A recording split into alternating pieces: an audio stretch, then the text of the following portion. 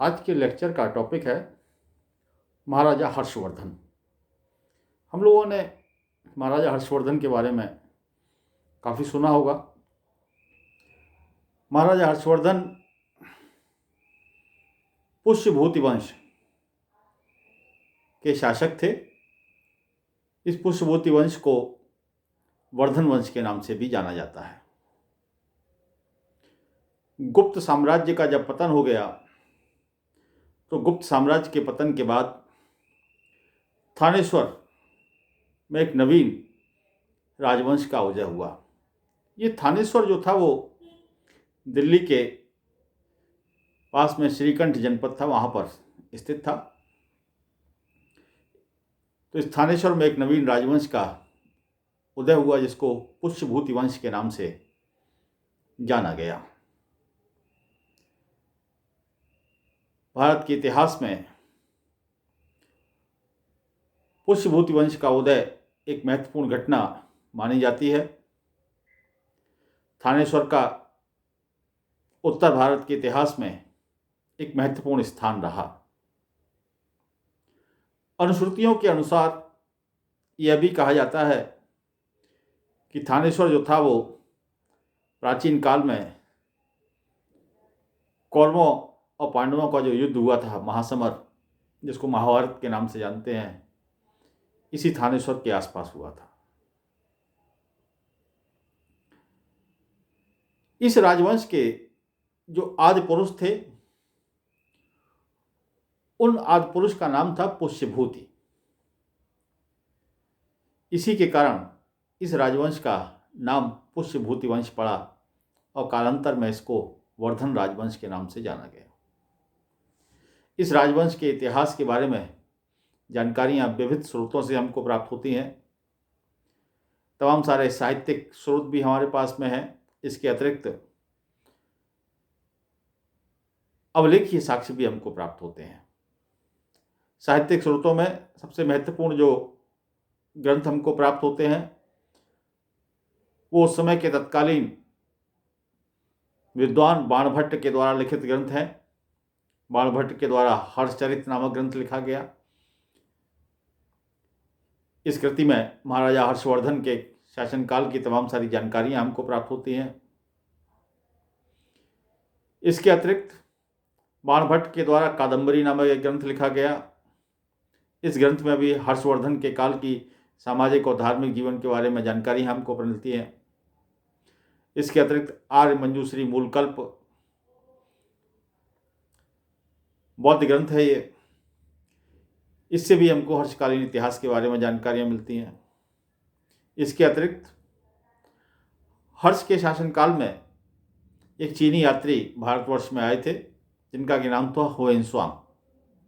16 वर्ष तक यहाँ पर रहे और अपना यात्रा का विवरण उन्होंने लिखा जिसको कि सी यूकी के नाम से जाना जाता है। वे भी महत्वपूर्ण ग्रंथ है जो कि हर्षवर्धन के शासनकाल की जानकारियाँ प्रदान करता है। एक और चीनी यात्री थे इत्सिंग। इत्सिंग के विवरण से भी हमको हर्ष के इतिहास के बारे में जानकारी मिलती है, उनके शासनकाल के बारे में जानकारी मिलती है। इसके अतिरिक्त तमाम सारे अवलेखीय साक्ष्य भी मिलते हैं हमको। बांसखेड़े का अवलेख है, मधुबन अवलेख है, ऐहोल अवलेख है। तो इस तरह से अवलेखीय साक्ष्य भी उपलब्ध होते हैं। इनसे हमको महाराजा हर्षवर्धन और पुष्यभूति राजवंश के बारे में जानकारियाँ मिलती हैं। बांसखेड़ा और मधुबन के जो अवलेख हमको प्राप्त हुए हैं, उन अवलेखों में हर्षवर्धन के जो राजवंश था पुष्यभूति वंश, उसकी वंशावली भी हमको मिलती है। इसमें जो नाम दिए हुए हैं शासकों के, उसमें पहला नाम मिलता है नरवर्धन, दूसरा नाम है राज्यवर्धन प्रथम, तीसरा नाम मिलता है आदित्यवर्धन। ये पहले जो 3 शासक थे इस राजवंश के, वो सामंत शासक के रूप में शासन किया करते थे। इसके बाद अगला नाम मिलता है प्रभाकर वर्धन का। प्रभाकर वर्धन इस राजवंश के पहले स्वतंत्र शासक थे। जो पहले 3 शासक रहे, जिनमें नरवर्धन, राज्यवर्धन प्रथम और आदित्यवर्धन, इनका शासनकाल जो था लगभग 525 ईस्वी से लेकर के 600 ईस्वी तक इन्होंने शासन किया था। इसके बाद प्रभाकर वर्धन, जो कि इस राजवंश के पहले स्वतंत्र शासक थे, उनका शासनकाल जो रहा वो 600 ईस्वी से लेकर के 606 ईस्वी तक रहा। यह पुष्यभूति वंश का पहला स्वतंत्र शासक था। इनके पिता जो थे उनका नाम आदित्यवर्धन था। प्रभाकर वर्धन ने महाराजा अधिराज, परम भट्टागर आदि उपाधियां ग्रहण की थीं। प्रभाकर वर्धन की पत्नी का नाम यशोमती था। प्रभाकर वर्धन के 2 पुत्र और 1 पुत्री थी। प्रभाकर वर्धन के जो 2 पुत्र थे उनमें बड़े पुत्र का नाम राज्यवर्धन था और छोटे पुत्र का नाम हर्षवर्धन था। इनकी एक पुत्री थी, उसका नाम राज्यश्री था। राज्यश्री का विवाह जो था वो कन्नौज के शासक गृहवर्मा के साथ हुआ था। राज्यवर्धन ज्येष्ठ पुत्र थे प्रभाकर वर्धन के और छोटा पुत्र था हर्षवर्धन। बाणभट्ट की जो पुस्तक हमको मिलती है, इसका नाम हर्षचरित है, उससे ज्ञात होता है कि प्रभाकर वर्धन के शासनकाल में 604 ईस्वी में हुणों आक्रमण किया था। प्रभाकर वर्धन ने हुणों का दमन करने के लिए अपने पुत्रों को भेजा। प्रभाकर वर्धन और हर्षवर्धन एक बड़ी सेना लेकर के हुणों का आक्रमण का विनाश करने के लिए, उनका दमन करने के लिए गए। लेकिन इसी दौरान प्रभाकर वर्धन जो थे वो बीमार पड़ गए। हर्षचरित से जानकारी मिलती है कि हुणों का सामना करने के लिए राज्यवर्धन जो थे उनकी टुकड़ी सेना की आगे निकल गई थी और प्रभाकर और हर्षवर्धन पीछे थे। प्रभाकर वर्धन जब बीमार पड़े और उनको ऐसा लगा कि अब उनका अंतिम समय आ गया है, तो सूचना भेजी गई तो सूचना सबसे पहले हर्षवर्धन को प्राप्त हुई, क्योंकि वो पीछे थे, राज्यवर्धन आगे निकल चुके थे। हर्षवर्धन को जैसे ही सूचना प्राप्त हुई, हर्षवर्धन तुरंत लौट करके वापस आए पिता के पास में। रोगशैया पर थे उनके पिता, अंतिम समय उनका आ चुका था। रोगशैया पर ही उनको सत्ता हस्तांतरण करना था, उत्तराधिकार प्रदान करना था, क्योंकि राज सिंहासन खाली नहीं रह सकता। राजसद गद्दी संभालने के लिए कहा उनके पिता ने हर्षवर्धन से, लेकिन बड़ा पुत्र जो था वो रण क्षेत्र में था और छोटे वर्धन को ये आज्ञा देकर के उन्होंने अंतिम सांस ले ली। यद्यपि हर्षवर्धन का कोई इरादा नहीं था अपने बड़े भाई के अधिकार को प्राप्त करने का, लेकिन विषम परिस्थिति थी, पिता का आदेश था, लेकिन फिर भी वो इस बात के लिए राजी नहीं हुए। हर्षवर्धन ने अपने बड़े भाई को बुलाने के लिए दूत भेजे, अनेक दूत भेजे गए। हुणों पर विजय प्राप्त करके और पिता की मृत्यु का समाचार पा करके वो वापस लौटे,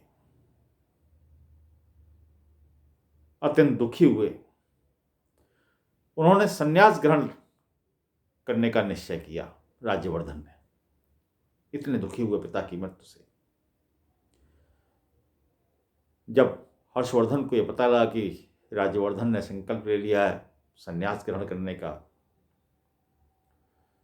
तो उनको बहुत दुख हुआ। हर्षवर्धन ने अपने भाई से प्रार्थना की कि वो अपनी गद्दी संभाले, लेकिन राज्यवर्धन हर्षवर्धन को कह रहे थे कि मैं संन्यास ग्रहण करना चाहता हूं, अब तुम गद्दी संभालो।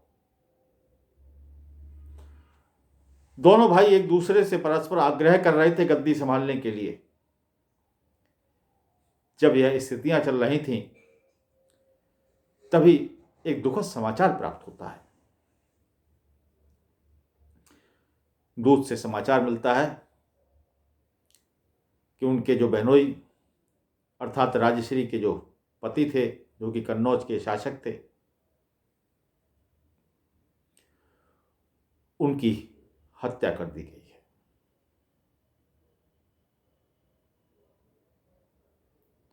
जब यह समाचार प्राप्त हुआ, हत्या का समाचार राज्यवर्धन के लिए एक चुनौती था। अंततः राज्यभार संभालने के लिए उन्होंने हर्षवर्धन को कहा कि तुम राज्यभार संभालिए और मैं गृहवर्मा जिनकी हत्या कर दी गई बहनोई की, उनकी हत्या करने वाले जो कि मालव के शासक थे, मालव राज, उनको दंडित करने के लिए जा रहा हूं। इस दुखद समाचार ने राज्यवर्धन को अत्यंत क्रोध में ला दिया।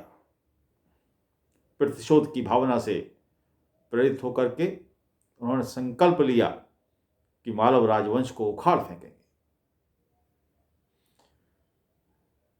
और इस प्रतिज्ञा के साथ 10,000 अश्वारोही सैनिकों को लेकर के अपने ममेरे भाई भांडी को साथ में लिया उन्होंने और मालव राज को परास्त करने के लिए प्रस्थान कर दिया। हर्षवर्धन ने भी अपने भाई के साथ युद्ध में जाने के लिए निवेदन किया। वो आतुर थे, वो भी साथ जाना चाहते थे, लेकिन बड़े भाई ने आज्ञा दी, नहीं, तुम थानेश्वर का व्यवस्थाओं को देखो, यह आपातकाल है। तो राज्यवर्धन की अनुपस्थिति में हर्षवर्धन जो था, वो राज्य का प्रशासन देखने लगे अपने बड़े भाई की ओर से।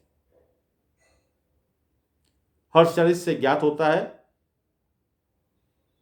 कि राजवर्धन ने बड़ी सरलता से मालवराज को परास्त कर दिया, किंतु मालवराज के मित्र जो थे, जो कि गौड़ के शासक थे, उन्होंने धोखे से राज्यवर्धन की हत्या कर दी। जैसे ही यह समाचार हर्षवर्धन को प्राप्त हुआ 606 ईस्वी में, तो हर्षवर्धन ने गौड़ नरेश शशांक से बदला लेने की प्रतिज्ञा करते हुए थानेश्वर की बागडोर संभाली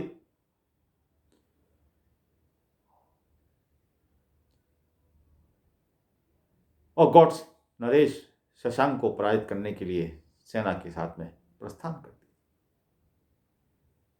इन विषम परिस्थितियों में थानेश्वर राज्य की बागडोर संभाली थी। दो प्रमुख समस्याएं थी जिस समय बागडोर संभाली उन्होंने 606 ईस्वी में थानेश्वर राज्य।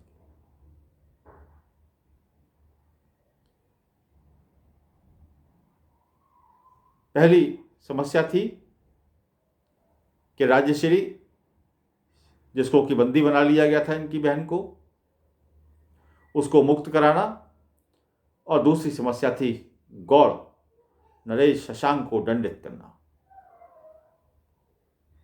इसके अतिरिक्त कन्नौज के अंदर सुव्यवस्था कायम करना। शशांक से बदला लेने के लिए हर्षवर्धन ने कामरूप के शासक भास्कर वर्मा के साथ में मित्रता की, क्योंकि भास्कर वर्मा भी शशांक का शत्रु था। एक शक्तिशाली सेना लेकर के हर्षवर्धन कन्नौज की ओर रवाना हुए, लेकिन मार्ग में ही यह सूचना प्राप्त हुई कि राजश्री किसी प्रकार से बंधन से मुक्त होकर के आत्महत्या के उद्देश्य से वन की ओर भाग गए, विंध्य पर्वतों की ओर भाग गए। जैसे ये सूचना प्राप्त हुई तो गौड़ नरेश शशांक को पराजित करने का कार्य जो था बीच में ही रोकना पड़ा।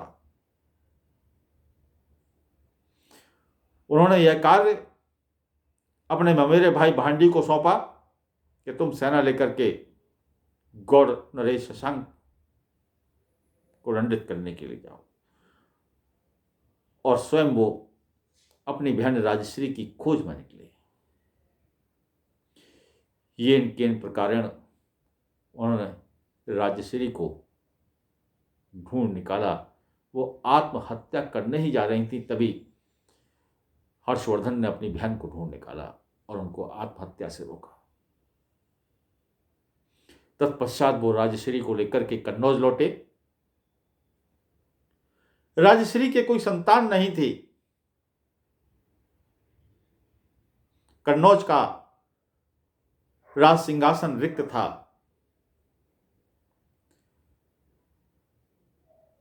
कन्नौज के दरबारियों ने, मंत्रियों ने हर्षवर्धन से अनुरोध किया कि वो कन्नौज की राजसत्ता को संभाल, लेकिन ऐसा कदापि नहीं हो सकता था।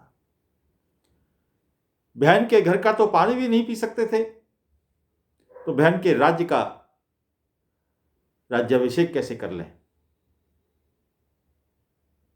अनुरोध अस्वीकार कर दिया मंत्रियों का, दरबारियों का।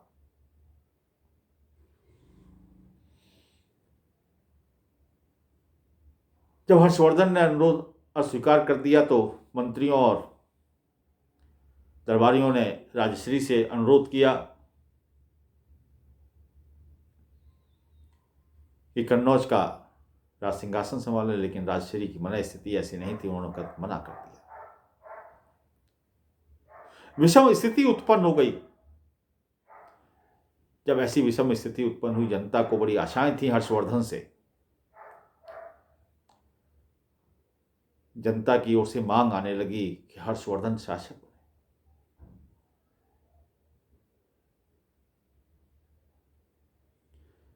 जनता ने राज दरबार में आकर के गुहार लगाना शुरू कर दिया, उन्होंने विनय प्रारंभ कर दिया।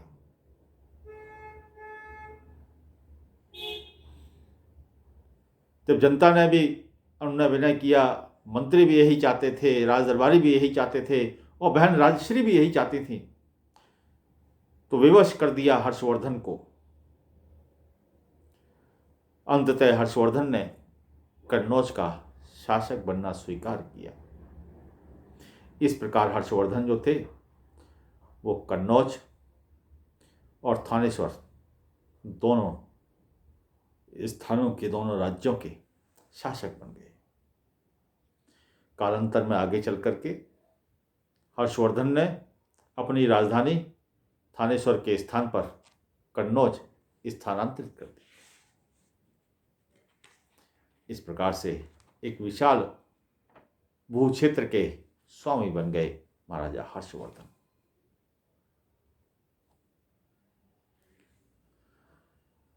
थानेश्वर व कन्नौज के राज्यों के मिल जाने के कारण हर्षवर्धन की जो गणना थी अब उत्तर भारत के शक्तिशाली शासकों में की जाने लगी। शक्तिशाली शासक बन चुके थे हर्षवर्धन। हर्षवर्धन ने पुनः भारत में राजनीतिक एकता स्थापित करने का प्रयास किया। वही राजनीतिक एकता जो गुप्त राजवंश के पतन के बाद विखंडित हो चुकी थी, उस राजनीतिक एकता को पुनः स्थापित करने का प्रयास किया। परिणामतः हर्षवर्धन ने दिग्विजय प्रारंभ की।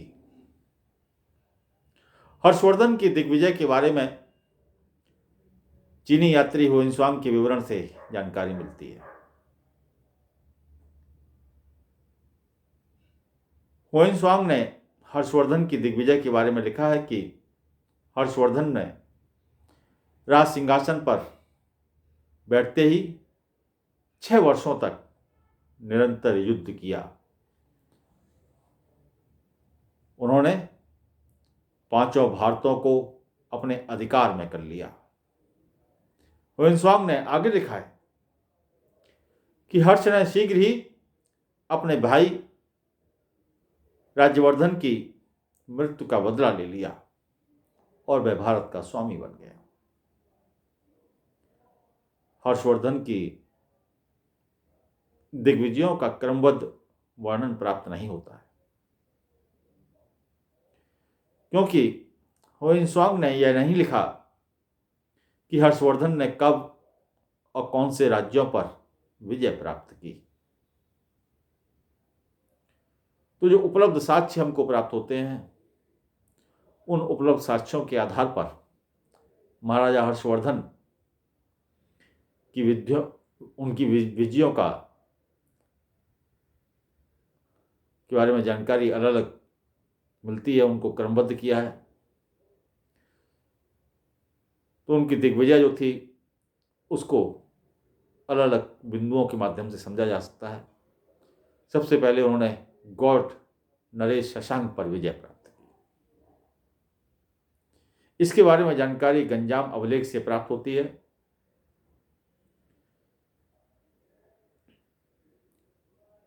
गंजाम अभिलेख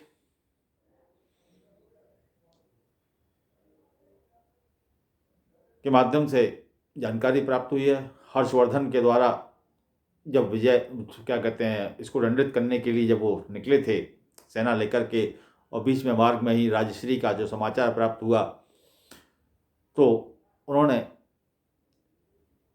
अपने ममेरे भाई भांडी को ये जिम्मेदारी सौंप दी थी कि वो गौड़ नरेश शशांक को दंडित करने जाएं। लेकिन इस घटना के बाद क्या हुआ, इसके बारे में कोई जानकारी नहीं मिलती है। लेकिन ऐसा प्रतीत होता है कि हर्षवर्धन के आगमन का समाचार पाकर के शशांक जो है वो कन्नौज छोड़ करके भाग गया। इसके बारे में आर्य मंजूश्री मूलकल्प से भी ज्ञात होता है कि हर्षवर्धन गौड़ देश की विजय हेतु गया था।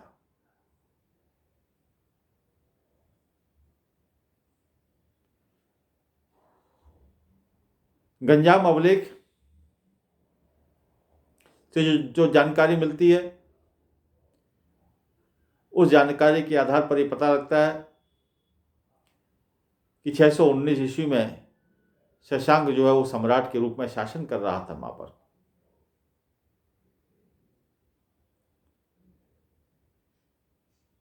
लेकिन हुएनसांग ने जो विवरण प्रदान किया है, उसने बताया है कि 637 ईस्वी में जब उसने लिखा था तो उसको भूतकाल का शासक बताया था। तो इन स्रोतों से जो जानकारियां मिलती हैं उससे यह स्पष्ट होता है कि शशांक की मृत्यु के बाद हर्षवर्धन ने उसके राज्य को अपने साम्राज्य में मिला लिया। इसके बाद अगली विजय के बारे में पता लगता है, वो है वल्लभी की विजय। इसके बारे में हर्षवर्धन वो हुएनसांग के विवरण से प्राप्त होता है कि उसने वल्लभी राज्य जो है उसके उत्तर में उसके उत्तर में वल्लभी राज्य के उत्तर में हर्षवर्धन का साम्राज्य था, और वल्लभी राज्य के दक्षिण में पुलकेशिन द्वितीय का साम्राज्य था। पुलकेशिन द्वितीय दक्षिण भारत का एक शक्तिशाली शासक था। उस समय दोनों के बीच में प्रतिस्पर्धा थी।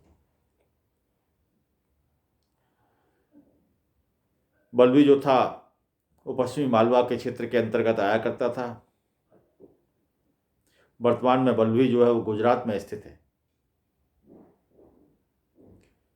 हर्ष के शासनकाल में वल्लभी पर ध्रुवसेन द्वितीय नाम का व्यक्ति शासन कर रहा था।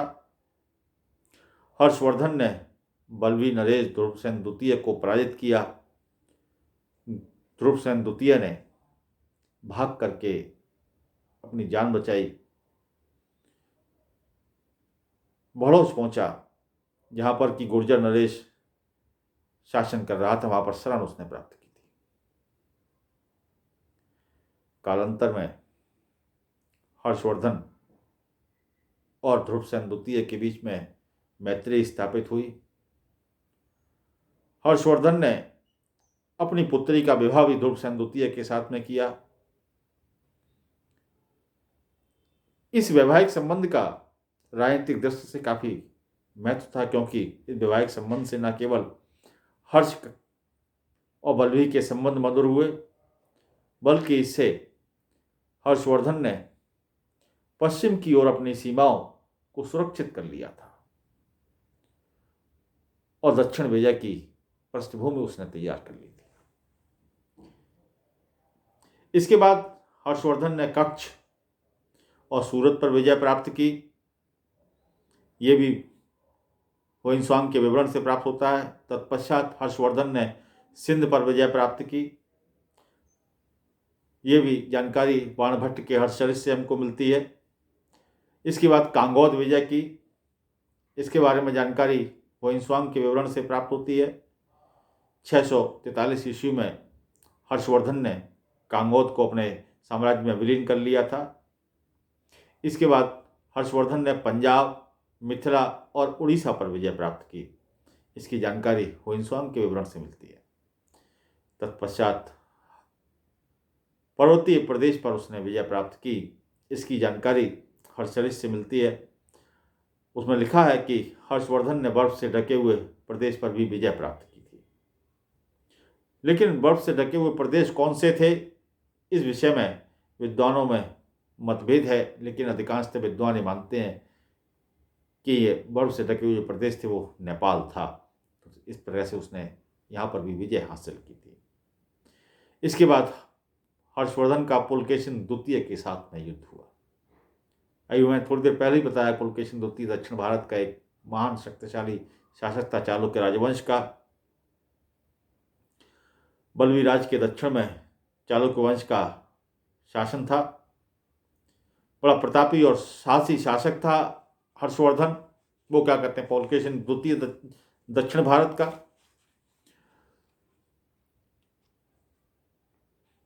बहुत ही महत्वपूर्ण युद्ध हर्षवर्धन के शासनकाल का रहा है। महत्वपूर्ण घटना मानी जाती है हर्ष और पुलकेशिन द्वितीय के जो बीच युद्ध हुआ।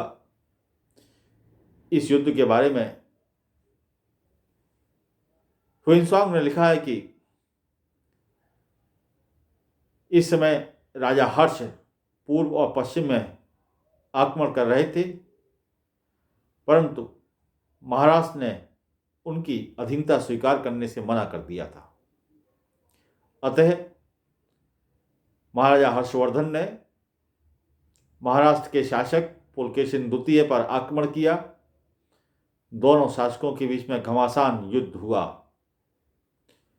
इस युद्ध में हर्षवर्धन की सेना को पराजय का सामना करना पड़ा।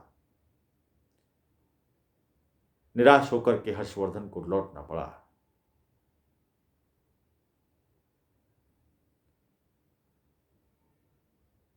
पुलकेशिन द्वितीय के राजकवि रवि कीर्ति ने इसके बारे में लिखा है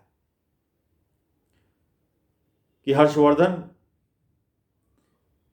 युद्ध में मारे गए हाथियों को देख करके अत्यंत व्याकुल हो गया था। पुलकेशिन द्वितीय के ऐहोल अवलेख से भी ये जानकारी प्राप्त होती है कि इस युद्ध के अंदर पुलकेशिन द्वितीय की विजय हुई थी और हर्षवर्धन को पराजय का सामना करना पड़ा था।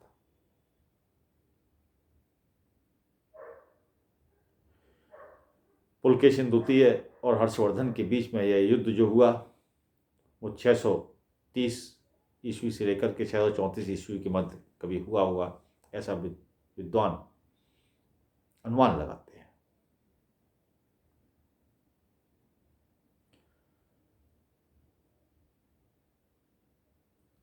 हर्षवर्धन का साम्राज्य का जो विस्तार था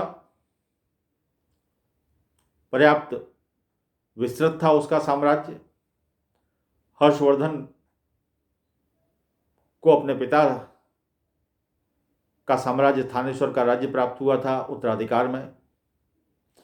इस थानेश्वर के साम्राज्य के अंतर्गत दक्षिणी पंजाब, पूर्वी राजपूताना के प्रांत सम्मिलित थे। इसके अतिरिक्त अपने बहनोई ग्रहवर्मा की मृत्यु के बाद कन्नौज का राज्य मिला था। कन्नौज साम्राज्य के अंतर्गत उत्तर प्रदेश व मगध का कुछ भाग सम्मिलित था। इसके अतिरिक्त अनेक सारे प्रदेशों पर उसने विजय प्राप्त करके अपने साम्राज्य का विस्तार किया था। होयंसांग के विवरण से ज्ञात होता है कि पूर्वी पंजाब का कुछ भाग, उत्तर प्रदेश, बिहार, बंगाल, उड़ीसा, ये सभी हर्षवर्धन के साम्राज्य में सम्मिलित थे। इसके अतिरिक्त उसके अनेक राज्यों के साथ में मैत्रीपूर्ण संबंध थे। इन राज्यों में बल्भी और कामरूप प्रमुख राज्य थे। इस प्रकार से महाराजा हर्षवर्धन ने एक विशाल साम्राज्य की स्थापना की और उत्तर भारत के प्रतापी सम्राट के रूप में उसकी गणना हुआ करती थी। 647 ईस्वी में महाराजा हर्षवर्धन का निधन हो गया। धन्यवाद।